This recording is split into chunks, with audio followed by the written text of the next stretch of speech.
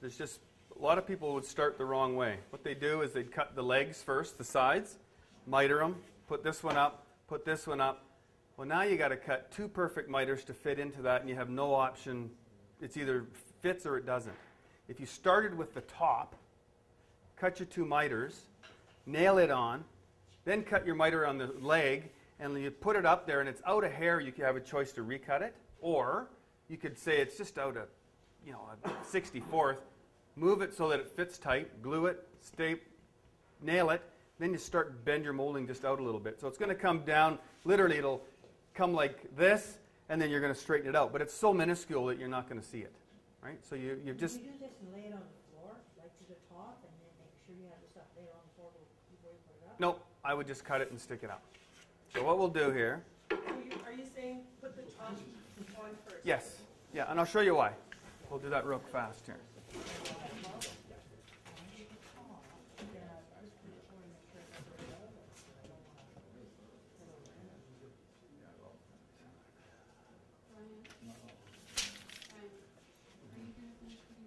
Yep. Yep.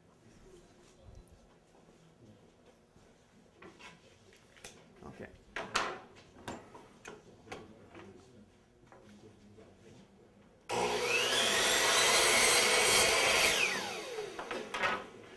Now here's a bit of a conundrum. You cut your miter, and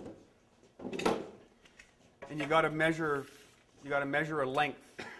So how do you hold that where you need it to be so you cut it? An easy way to do it is if you've got a miter saw and you got a bench, you can take this piece of board, bring it to I've got a stop here.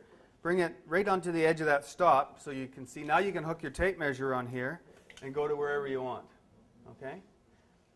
A little trick that, not too tough, but if you don't know it or you don't think about it, you go, now how do I measure these, right? So I've got that lined up there and I forgot my measurement. What's the standard reveal, or is there a normal? I like to use about 1/8 of an inch. Why aren't you measuring right from the end? Right? Why are you doing the inside of the door? Or the inside of that? I'll show you in 1 second. 27.5.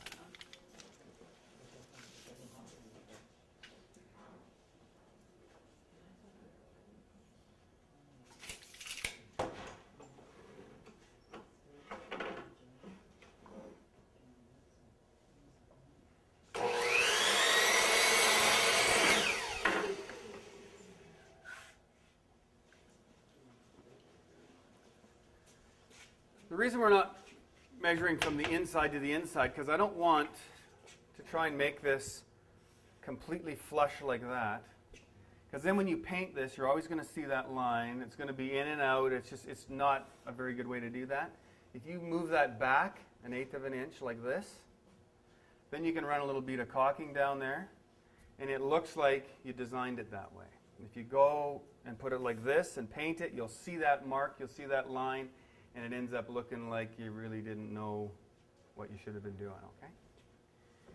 And that reveal can be as big as you want. You could make it this big if you want, right? As long as if you're doing a house or your room, make it consistent. If you're 1/8 of an inch on one door, make it 1/8 of an inch on your window casing, on your doors, on everything, okay? So you just take the inside and then add 1/4 inch? Yep.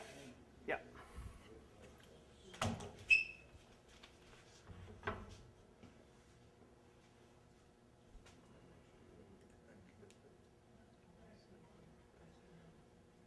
Now, this door might not be great because I didn't level it in. I just threw it in. So most doors, they're going to be completely plumb if they're hung properly. If I hang this like that, if that door's hung like that, and I've got this at a 45, well, that's going to be coming down like this. Like you start off with a mess before you get started. So in that case, if it was that way, then you'd have to figure out this angle and say, okay, well, it's no longer a 45. It's going to be a 42 degree, and that one's going to be 52 or whatever, right? So, but normally they should be a 90. This door should be put in 90. So we'll see. But if you leveled off that piece before you started, you might. Well, you could, except for your reveal wouldn't be the same, would it? Yeah, it might be depending on how far out of whack it was. Yeah.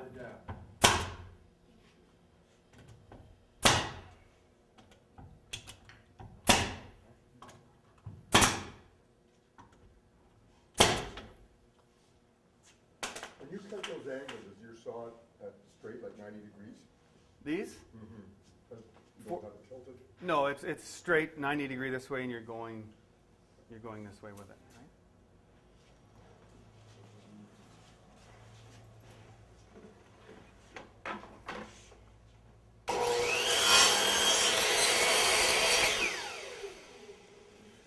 So I'm not going to go right down to the ground with this because we don't have drywall. So now what happens,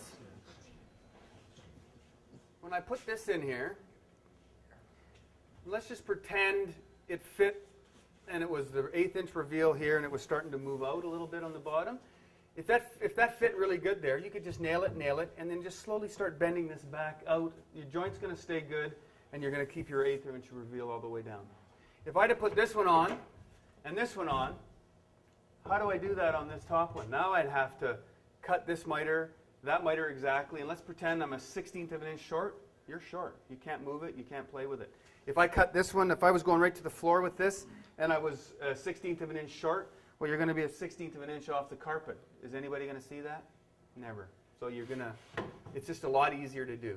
So once you get your top on, hook your tape on, come up, put a measure to here, go and cut your angle, hook it onto the end of your bench, come down and cut it, and away you go.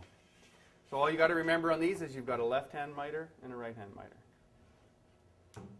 Okay. I always put glue on my joints when I put them together because if they want to shrink a little bit or they tend to want to move or your door gets slammed all the time, then that joint can open up a little. Throw a little bit of glue on there. It doesn't have to be that CA glue. You could just do a regular wood glue. Put it in there. Get it nice where you want it. The other thing you can do at this point, if this miter, you can't just get it 100%, you get a little tiny block plane, and you can just take this joint now with a little block plane and just play around with it a little bit to make it fit properly. When you're doing a house and your miter saw is over there, that's what you do. You pull it out of your pouch, give it a quick stroke, and away you go.